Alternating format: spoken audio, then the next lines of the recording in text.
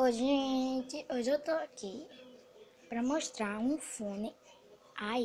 Um fone pra vocês. É esse fone que você pode vir no contato também. Como ele é, né? Aqui tá os fios. Só pega em computador.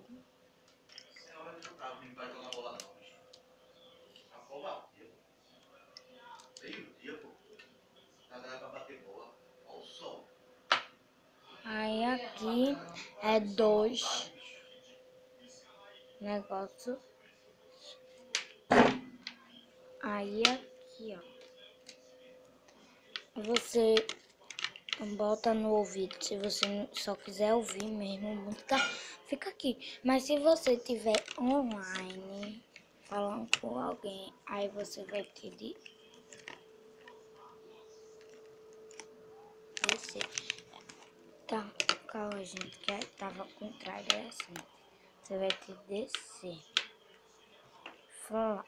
Vai ficar assim. Eu vou botar em mim pra vocês verem. Assim é que fica quando eu vou falar. Quando eu vou falar. Bota bem pertinho. Bota aqui. É como aquele de televisão que, como na Globo, tem muitos produtores que ficam assim, que eles mostram, né? Que eles estão, oi, tá, som, fala assim, tá.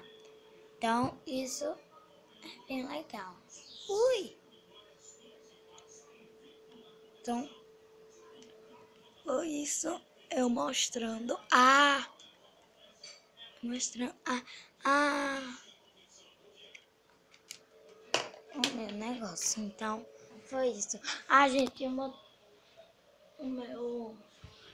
o meu quarto tá com ar-condicionado agora.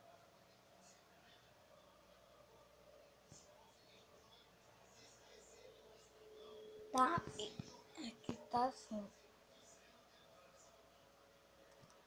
É isso, gente. Tchau.